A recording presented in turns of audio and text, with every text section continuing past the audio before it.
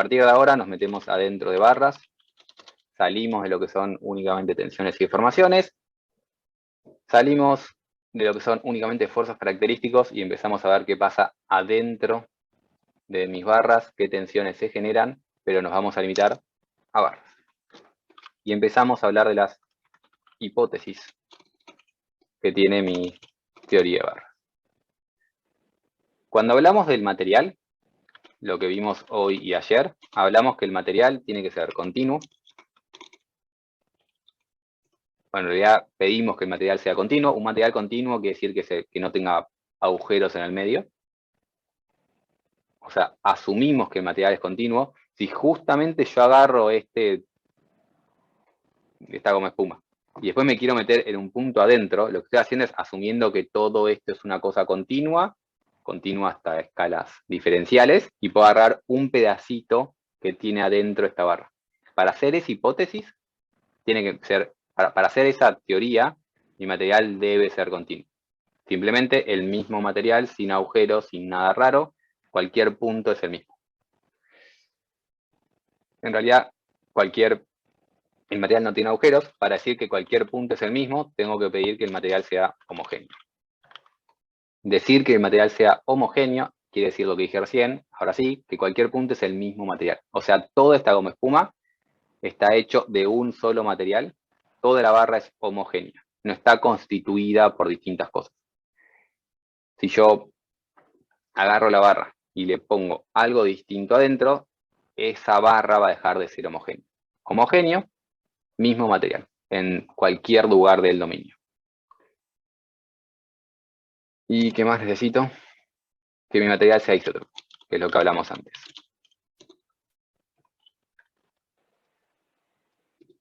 Isótropo, mismo comportamiento en todas las direcciones. Y relacionado con el material, habíamos asumido una linealidad material, que era la ley de Hooke. Habíamos asumido que mi material era lineal y elástico. Esa es una hipótesis que vamos a usar en teoría de barra. Que el material es lineal elástico que sigue la ley generalizada de Hooke. Hipótesis fuerte. La mayoría de los materiales no son realmente lineales y elásticos, pero simplifica el problema, simplifica las cuentas y da resultados bastante útiles, vamos a decir. Habíamos hablado de otras linealidades. Cuando hablamos de deformaciones, dijimos que las deformaciones tienen que ser muy pequeñas. Y esa hipótesis se suele llamar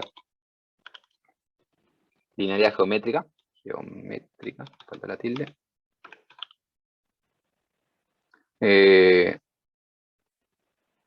Esta linealidad es que justamente las deformaciones son pequeñas. Deformaciones. Épsilons muy pequeños. Cuando hicimos cinemática de cuerpos rígidos, habíamos pedido que los desplazamientos sean pequeños. Y vamos a mantener esa hipótesis para casi toda la materia. Y lo llamamos linealidad cinemática. Desplazamientos pequeños. Y recordamos la diferencia entre deformaciones y desplazamientos. No es lo mismo. Y lo otro que vamos a agregar, que no hablamos a este momento, es la linealidad estática. Que lo anoto y después lo escribo. La linealidad estática no hablamos hasta ahora y nos dice que el equilibrio, calculo el equilibrio en la posición sin deformar. Y ahora ven por qué no hablamos de linealidad estática hasta ahora.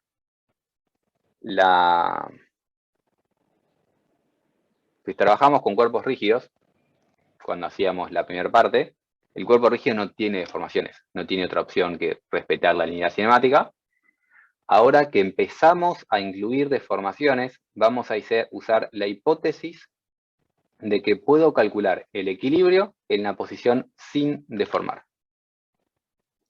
Pasamos a explicar qué quiere decir esto. ¿Alguna duda de las anteriores? O sea, todas estas de acá. ¿Se entienden? Todas son hipótesis que hablamos en algún momento. O que creo que hablamos en algún momento. Upa.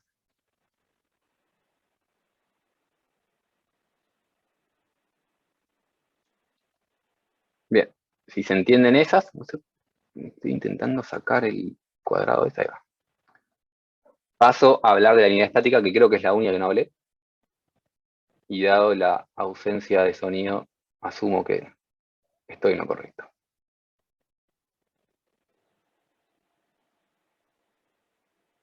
Si yo tengo esa estructura, con cierta distancia de la carga P hasta el empotramiento, que voy a llamar E de excentricidad, ¿cuánto vale el momento del empotramiento?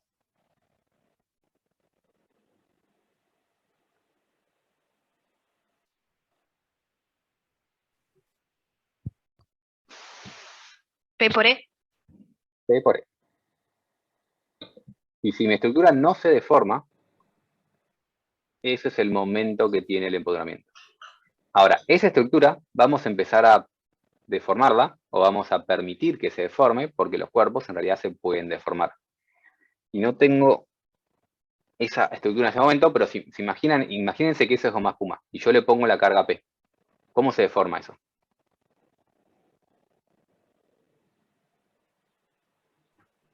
Se arquea toda la parte esa horizontal de arriba, ¿no? Se arquea la deformación, la parte de arriba, y de hecho te tira eso de costado. Se te cae así.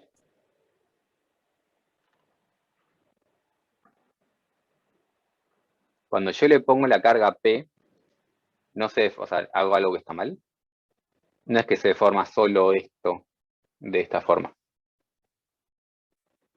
Se te empieza a caer de costado. Se te deforma también esto de acá.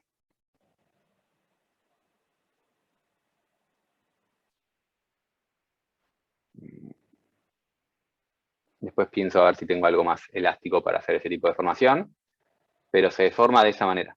Y lo que termina pasando es que si yo tengo una carga P o un peso, el semáforo, que es un peso, cuando yo deformo de esa forma, la carga P acompaña el desplazamiento de ese punto. Y tengo un cierto desplazamiento debido a esa deformación, que voy a llamar F. ¿Sí?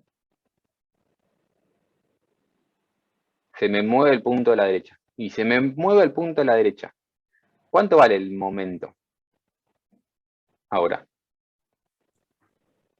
P por E más F. P por E más F. Esto, asumir que el momento vale igual a esto, es linealidad estática. Asumir que el momento vale P por E más F es no asumir linealidad estática. Si F es pequeño, puedo admitir despreciar esa influencia del momento. Si F es pequeño o si P es pequeño. Vamos a ver al final de la materia un caso donde no podemos asumir la linealidad estática, o mejor dicho, vamos a perder la linealidad estática. Esto sigue implicando pequeños desplazamientos. Los desplazamientos siguen siendo pequeños. Perder la linealidad estática no implica necesariamente grandes desplazamientos, por lo que vamos a ver al final de la materia. Ahora queda todo medio raro, porque si el desplazamiento es pequeño, como que en nuestra mente, o en mi mente por lo menos, el producto de estas dos cosas tiene que ser despreciable, porque F es pequeño. Pero vamos a ver ejemplos donde los desplazamientos siguen siendo pequeños, pero no puedo tomar como válida la linealidad estática. Por ahora, la tomaremos como válida. Al final de la materia hablaremos más en detalle de todo esto. Pero bueno, vamos a hacer diagramas. Esto quiere decir básicamente vamos a hacer diagramas de características en la posición sin deformar. Básicamente quiere decir eso. Esto quiere decir que cuando quiera hacer cinemática, quiera ver cómo se mueven las cosas, voy a asumir que las cosas se mueven muy, muy poquitito. Lo que habíamos haciendo antes, que cuando algo giraba alrededor de un arco, en vez de, recuerdo la linealidad cinemática, simplemente para recordar. Cuando ese cuerpo gira alrededor de este empotramiento, no se mueve en forma de arco, se mueve en esa dirección, para arriba, no en forma de arco. Eso era linealidad cinemática. Eso lo vamos a seguir manteniendo. Vamos a usar pequeñas deformaciones, porque si no, no vale todo lo que vimos con deformaciones, y vamos a usar el material elástico lineal de Hooke, porque si no se nos complican las cuentas. Y estas son nuestras hipótesis. Esas hipótesis van a ser válidas o utilizadas en todas las teorías, y después cada teoría adicionalmente tiene otras hipótesis. Entonces, cuando llegue a flexión y despidamos las hipótesis de flexión, no mencionen las de arriba, mencionen las de flexión, y no estas que son válidas para todas.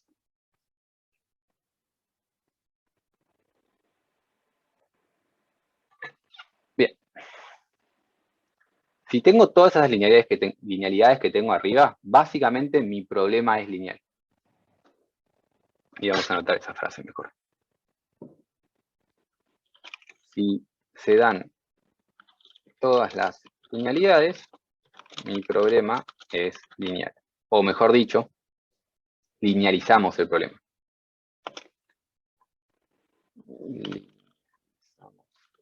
No sé si va con Z. Porque si no. Digo linealizamos el problema porque esas hipótesis las forcé yo. Y si yo fuerzo las hipótesis, yo le digo al problema que es lineal. El problema no es lineal de por sí. Al asumir estas cosas, lo linealicé y lo transformé en un problema lineal. Si el problema es lineal, como ustedes saben en matemática, el efecto de la suma de las causas es igual a la suma de los efectos de las causas por separado. ¿Qué quiere decir esto en lenguaje matemático?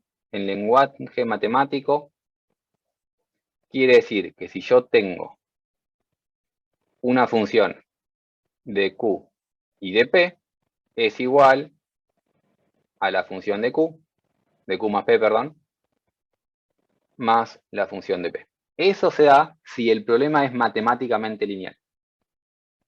Eso es matemática pura. En estática y resistencia, lo que queremos decir es que el efecto de tener una carga distribuida y una carga puntual, el efecto que genere esto va a ser igual a el efecto que genera la carga por un lado, la carga distribuida, más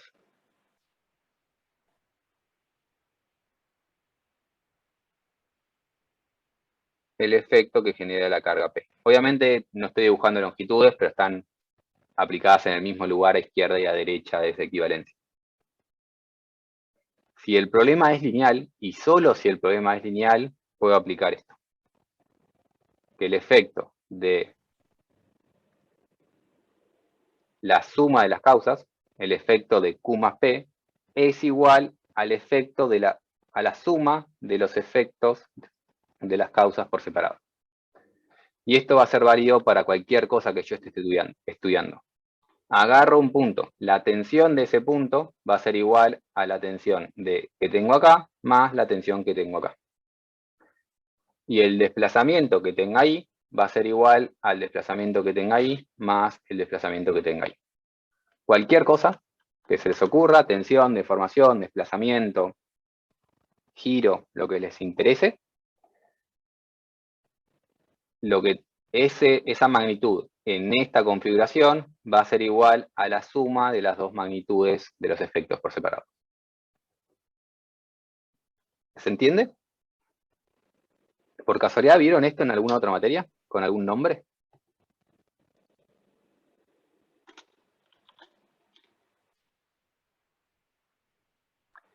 En la mayoría de los libros de estática y resistencia llaman a esto principio de superposición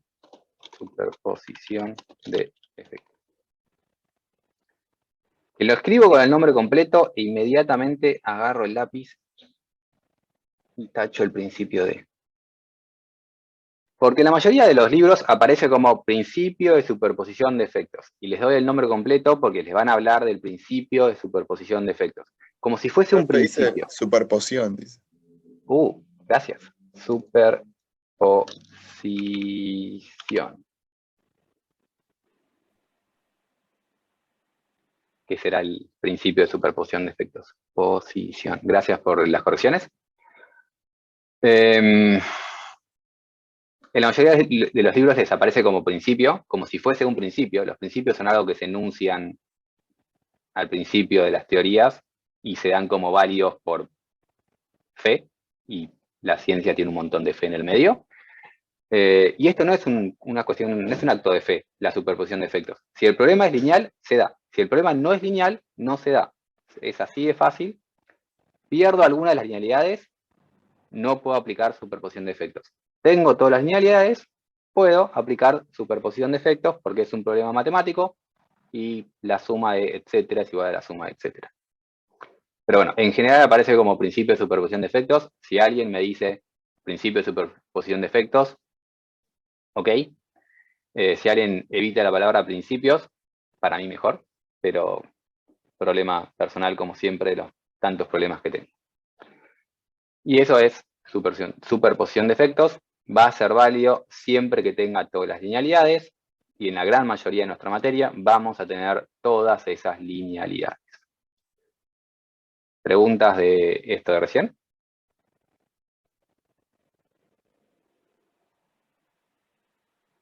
Pasamos ahora sí a un principio propiamente dicho. Ese principio es San-Venant. Y esto sí es un principio porque no es demostrado. Y no tiene restricciones.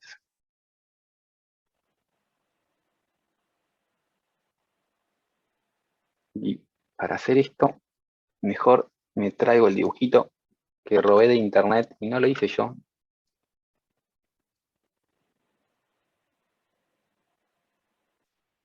Pero va a ser más fácil para dibujar esto lo más correcto posible. Porque dibujarlo bien va a ser difícil.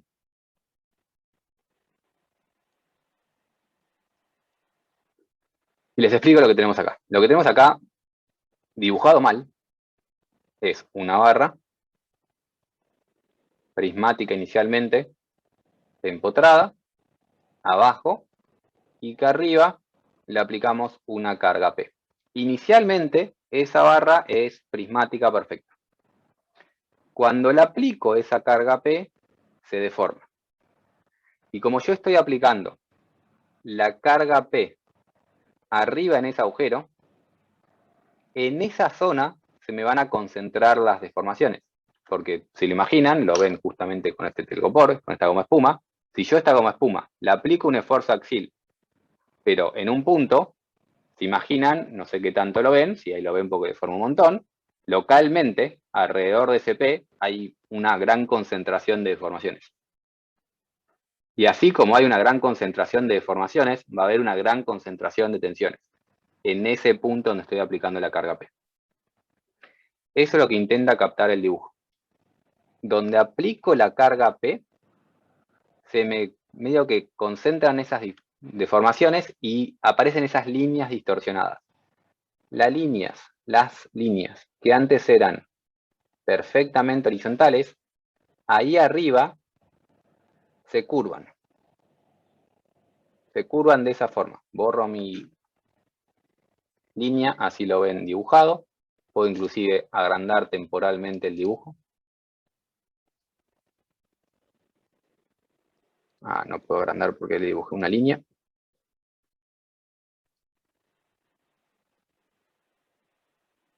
No me acuerdo dónde saqué este dibujo, así que agradezco al desconocido que se lo robé, pero ahí ven un poco más grande las líneas distorsionadas. Y ven como arriba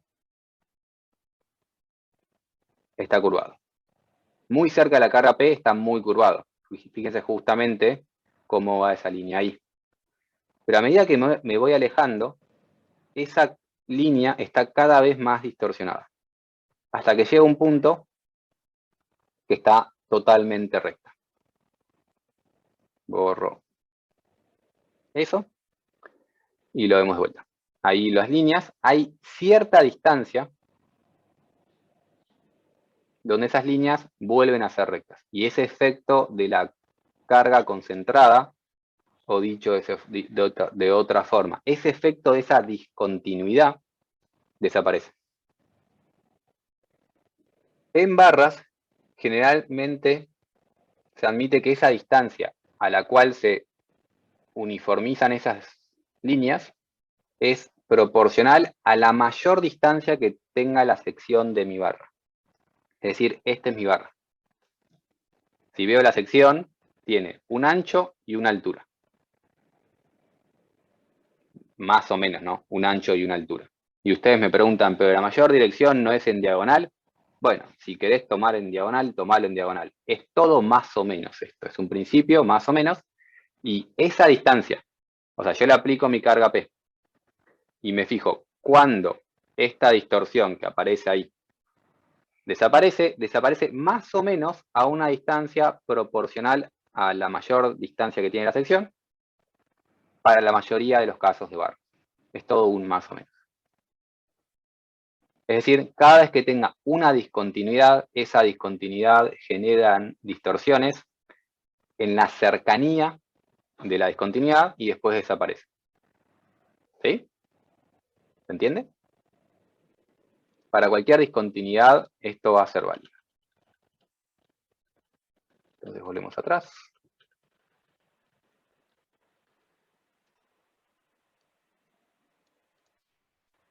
En la cercanía de la discontinuidad está distorsionado, a cierta distancia no. Y esto mismo, para seguir robándome las imágenes de esta persona, lo puedo ver con tensiones. Es decir, esto que hace así, lo que está sucediendo básicamente es que acá se concentran las deformaciones. Si tengo una distorsión en las líneas, tengo una concentración de esas deformaciones, y si tengo una concentración de las deformaciones, debido a la linealidad con Hooke, tengo una concentración de las tensiones. Y tengo que, en la sección A, o sea, cerca de la carga P, tengo las tensiones concentradas en donde está la carga, y a medida que me voy alejando, esto es B y esto es C, a medida que me voy alejando, se vuelven cada vez más uniformes. Líneas uniformes indican épsilons constantes, indican sigmas constantes. Líneas no uniformes indican épsilon no constantes, indican sigmas no constantes.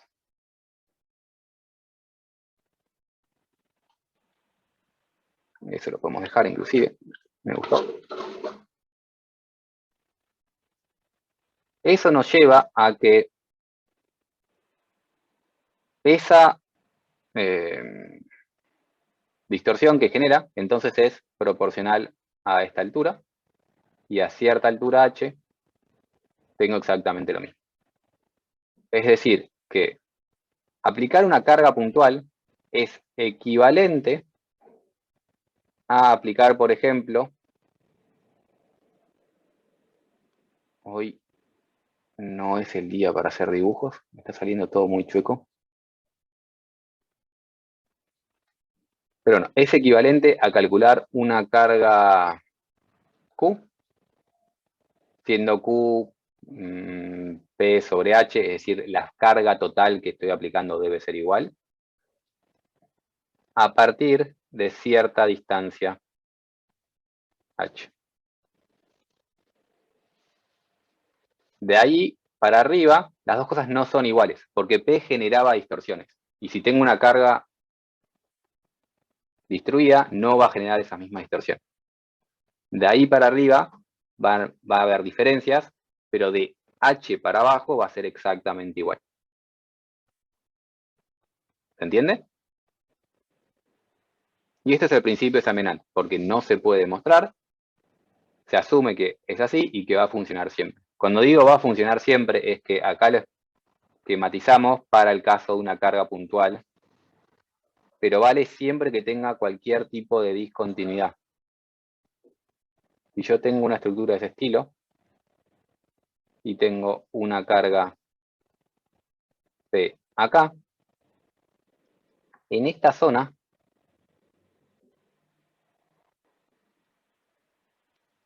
voy a tener esas discontinuidades, esas distorsiones. Esa carga P, o sea, antes apliqué la carga P así, y vieron cómo eso se abollaba. Espero un segundo que copien, y después sigo la explicación.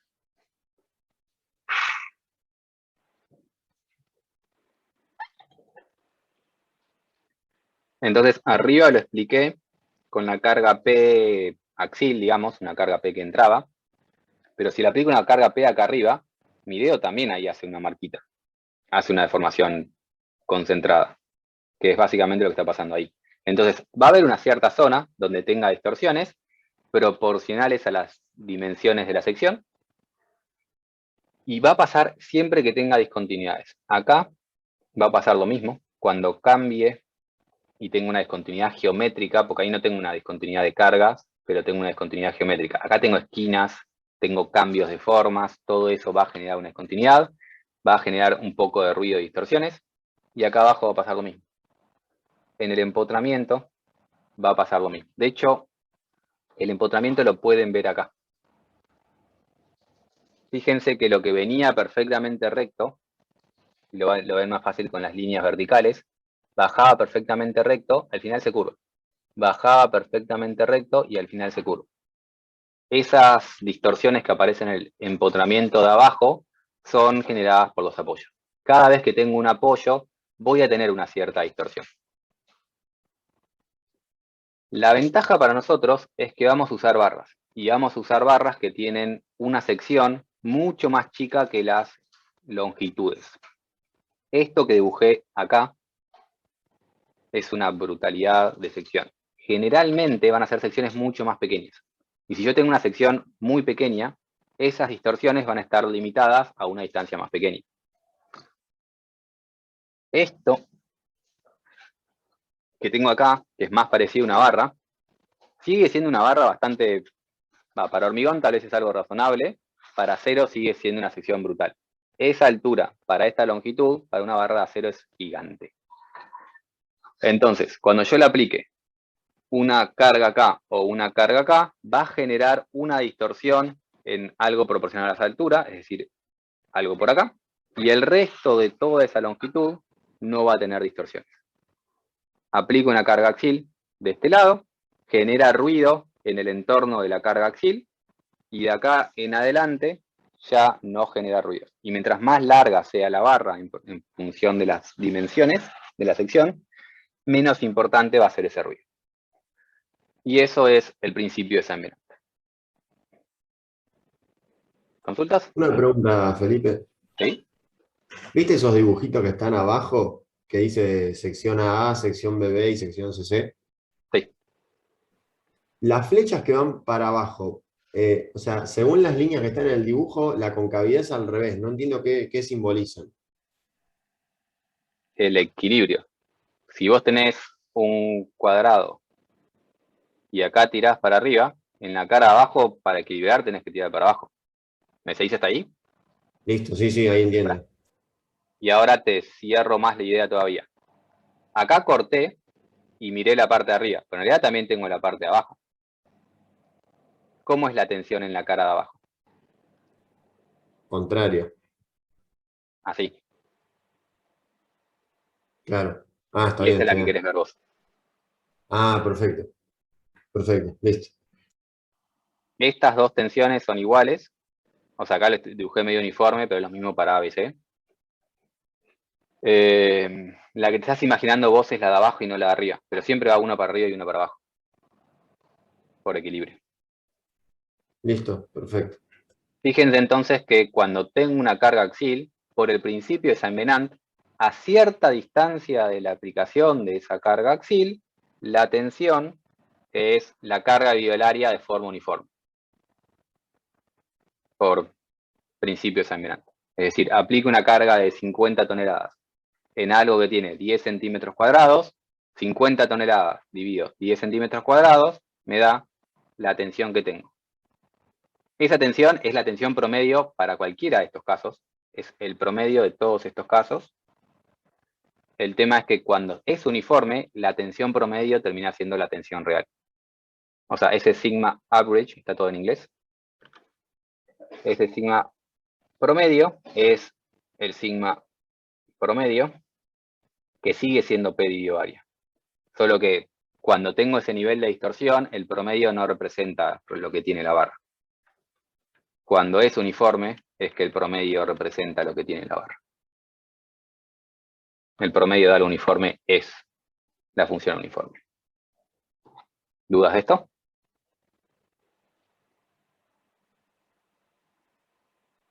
Paso al último tema antes del intervalo, que son las ecuaciones de equivalencia. Ecuaciones de equivalencia. Y ahora volvemos a hablar de barras, porque estamos dentro de teoría de barras.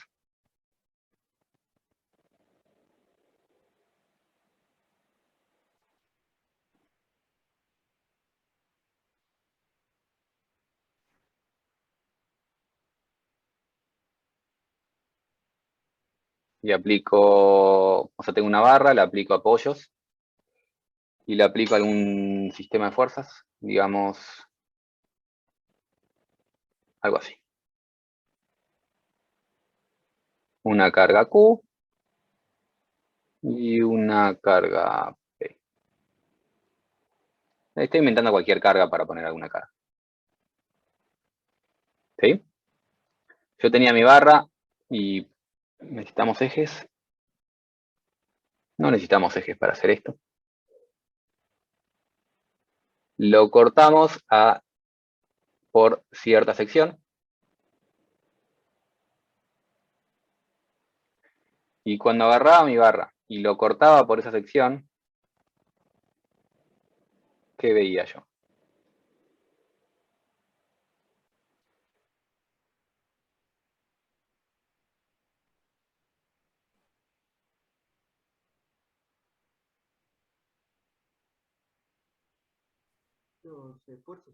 Fuerza de corte y de tensión. Se me cortó bastante, Matías. Fuerzas de corte y después tracción o tensión. Exacto, Normal. normal. Yo lo que tenía son tensiones normales. O sea, yo cuando hacía diagramas de características, lo que decía es que acá tenía un esfuerzo axial, N, y fuerzas de corte, Q, en alguna dirección. Estoy haciéndolo lo más genérico posible para no caer en el problema de terna izquierda y terna derecha. Aunque creo que no voy a poder. Porque después me aparecen signos, lamentablemente para ustedes. Así que sigo con mi terna. Mantenemos para este ejercicio la terna derecha que vengo utilizando. Para la simplicidad de ustedes no me cambio de religión, pero saben que si quieren que me cambie, no hay ningún problema. ¿Y qué sé? ¿Cómo se llaman estas cosas? QZ, QI.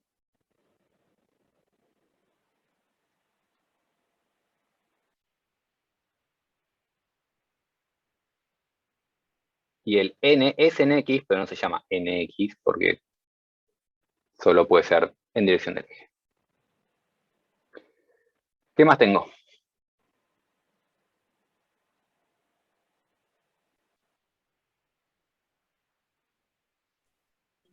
Momento, ¿no tenés? Momento. Sí. Momento, exactamente. Gracias, Florencia Gianlucas. Hey, perdí cámaras. ¿A quién perdí? Bueno, no importa, me distraigo. Después empiezo a pensar a quién perdí. Momentos. ¿Y este momento acá, cómo se llamaba?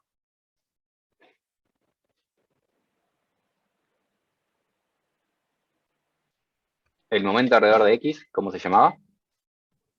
Flexor era. Yo tengo dos flexores y un torsor. O sea, alrededor de X, agarro la barra, Este es giro flexor. alrededor de X. Este es el torsor. Ah, torsor. Se torsiona. Eso se está torsionando. Los flexores son dos y es esto y esto. En dos direcciones. El torsor es esto que se está tipo torsionando. Creo que la palabra torsionar más o menos se entiende. Las otras dos son flexiones. Entonces, el X es el torsor y después tengo un flexor en Y y un flexor en Z. Que deberían tener la misma dirección y me quedo medio chueco.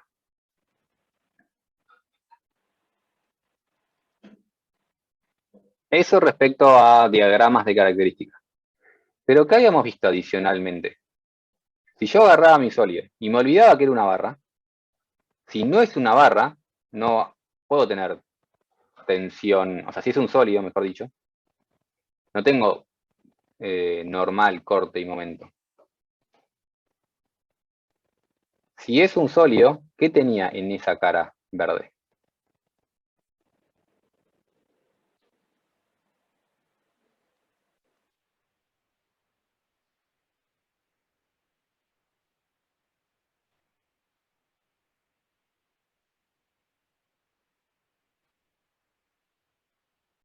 Ante la falta de respuesta, les recuerdo que la semana pasada teníamos una papa.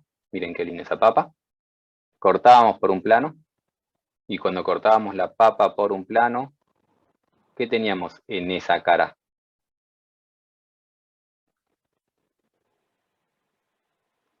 ¿Qué teníamos acá?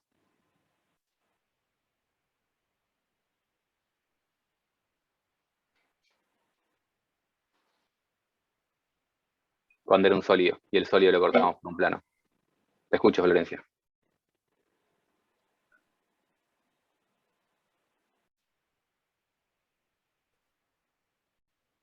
No te escucho, Florencia.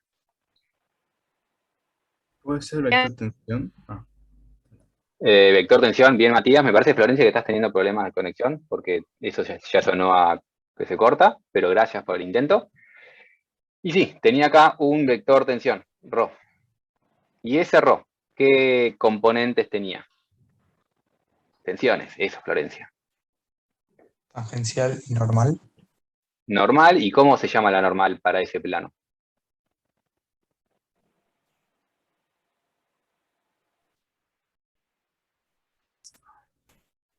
¿Qué plano es? Era en XX. Este es el ρ x, lo voy a poner un poquito más al costado. Y esto era sigma XX o sigma X. A mí me gusta poner los dos subíndices, pero el resto de la gente no, así que pongo uno solo. Y las otras tensiones tangenciales, ¿en qué direcciones eran?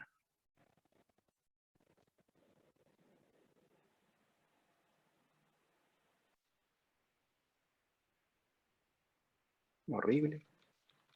Una en Y y la otra en Z. XY y XZ.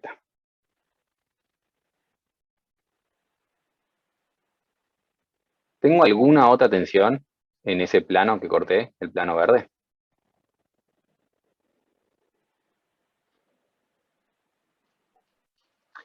Cada punto va a tener un vector tensión distinto. O sea, el punto A que puse ahí va a tener un ρ distinto que el punto B. Cada punto tiene un ρ distinto. Cada punto tiene una tensión distinta. Pero cada punto tiene únicamente sigma x, tau xy, tau xz. No tengo otra cosa más que sigma x, tau xy y tau xz. Cada punto simplemente tiene un valor distinto. Y estas dos cosas, como indiqué ahí con ese signo, deben ser equivalentes. Ambas cosas me deben dar lo mismo. Si no, no está en equilibrio. Si no, no cumple el equilibrio intrínseco de lo que es, de lo que son las solicitaciones. Esto es lo que siente el sólido, esto es lo que decimos que tienen la barra internamente, y esas dos cosas deben ser las mismas. Deben ser las mismas. Entonces, por ejemplo, la sumatoria de fuerzas en X deben ser lo mismo a ambos lados de la igualdad, a ambos lados de la equivalencia. Sumatoria de fuerzas en X. A izquierda es N. Sumatoria de fuerzas en X. A derecha. O sea, de esto. De esto. ¿Qué es?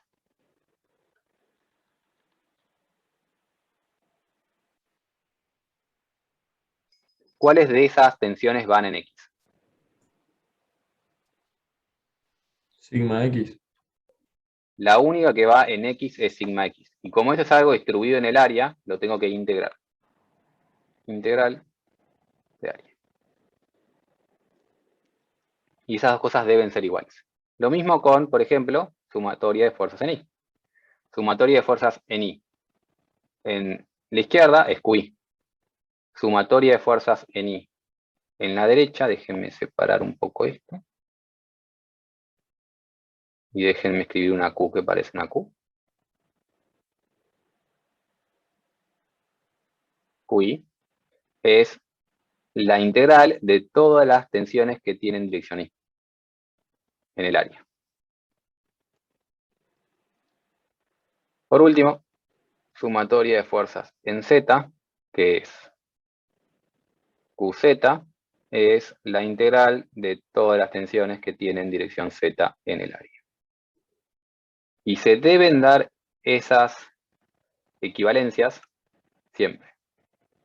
No importa qué tenga mi barra, se deben dar esas equivalencias.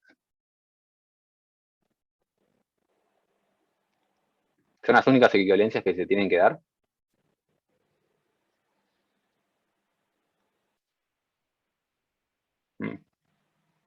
Faltarían los momentos.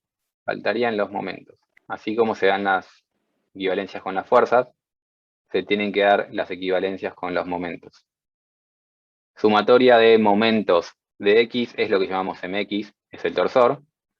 Y esto tiene que ser igual a los momentos que generan esas tensiones, que es un poco más complicado de calcular, pero básicamente son las fuerzas que tienen dirección Z por las fuerzas, entre comillas, las tensiones que tienen dirección Z por I, menos las tensiones que tienen dirección I por Z. Paréntesis, paréntesis. Diferencial de área. ¿Esa ecuación a alguien le parece rara? ¿O a alguien le parece muy, pero muy razonable?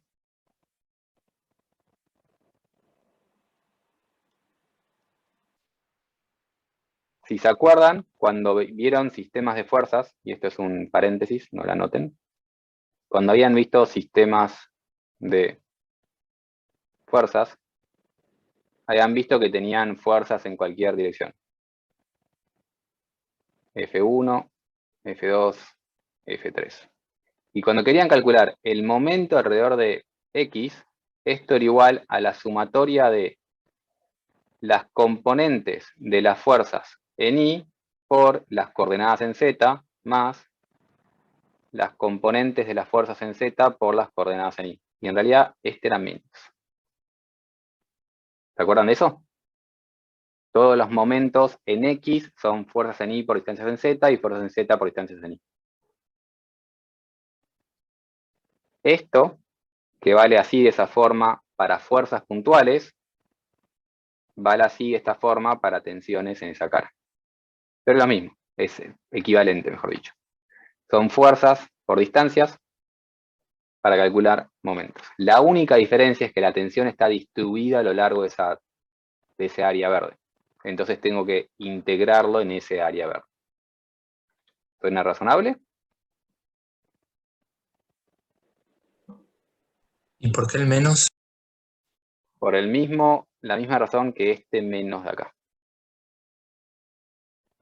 Cuando vimos primera clase calcular momentos en sistemas de fuerzas, apareció un menos ahí, y es simplemente por convención de signos. O sea, yo tengo X y Z, una fuerza en Y positiva, en una distancia Z positiva es algo así. Imagínate que me corrí en Y para abajo. ¿Sí? Y esa fuerza, que es una fuerza en I, y tiene una distancia en Z, genera momento positivo o negativo para la terna derecha. Agarrá la mano derecha y decime si es negativo o es positivo.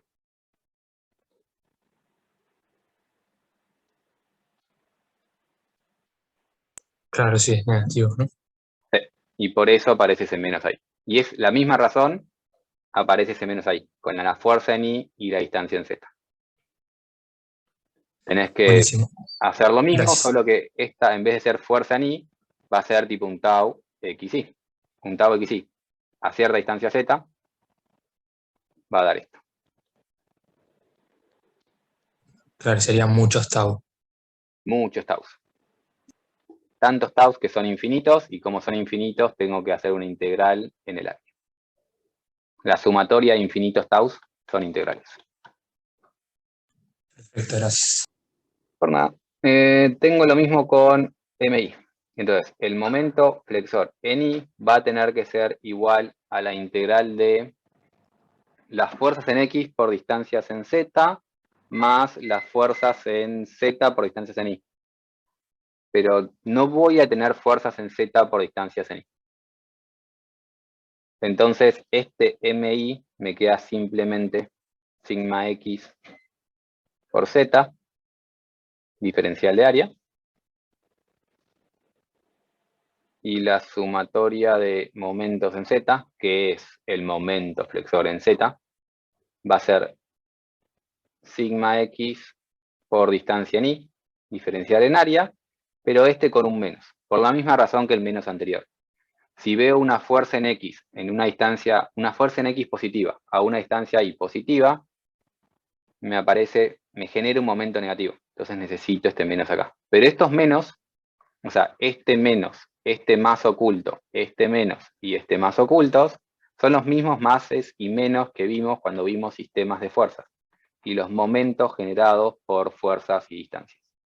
Solo que ahora, en vez de calcular fuerza por distancia, tengo que hacer la integral de la fuerza por la distancia. Perdón, la integral de la tensión por la distancia. Pero los signos son los mismos y lo que está generando es más o menos lo mismo, equivalente.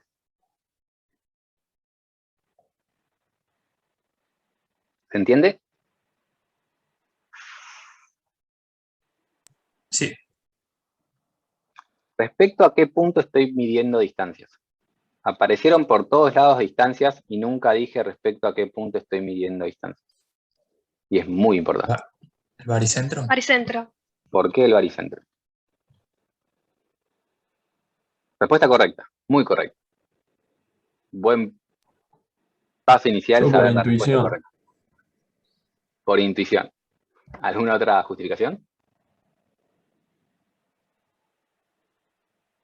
¿No se reducen en ese punto las fuerzas? Cuando calculo diagramas de características, yo lo reduzco a G. Y si yo reduje esas solicitaciones a G, tengo que estar calculando todas estas distancias respecto al mismo punto que calculé corte, normal y momento. Porque si yo acá elegía otro punto, acá tendría que elegir otras distancias, que no lo hacemos por ahora. Las solicitaciones las reduje a G, entonces tengo que medir distancias a G. Porque las solicitaciones las calculé respecto a ese punto. Está muy bueno saber la respuesta correcta, que G está muy, pero muy bueno tener una intuición, pero también es muy necesario poder justificarlo más allá de que tiene sentido. Pero bien, es respecto a G, entonces cada vez que calcule estas cosas debe ser respecto a G. ¿Preguntas?